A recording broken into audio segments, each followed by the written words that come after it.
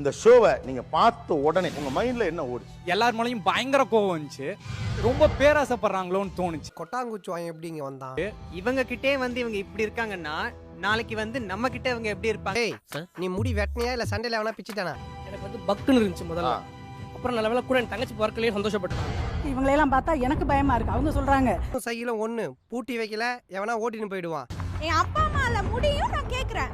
எனக்கு அடிச்சு சொல்லுங்க பாப்போம், இங்க இருக்க எல்லா பசங்களும் வரதட்சணை வாங்கிக்காம கல்யாணம் பண்ணிப்பீங்கன்ட்டு. நல்லா டச் பண்ணிட்ட இருந்தாலும் உண்மையை சொல்லாம இருக்கணும்னா 100 சவரம் போடு, 200 சவரம் போடு, பைக்கு கொடு, கல்யாணத்துக்கு சொம்பு வேணும், பாத்திரம் வேணும், வெத்தலைப்பாக்கு வேணும், இது வேணும், இத்தியாதி எல்லாம் கேக்குறீங்களா? அதுக்கு பேர் என்ன? அப்ப இவங்க பேசுறது சுயநலம், கீழ்த்தரம்னா அப்ப நீங்க கீழ்த்தரத்தை விட கீழ்த்தரமா?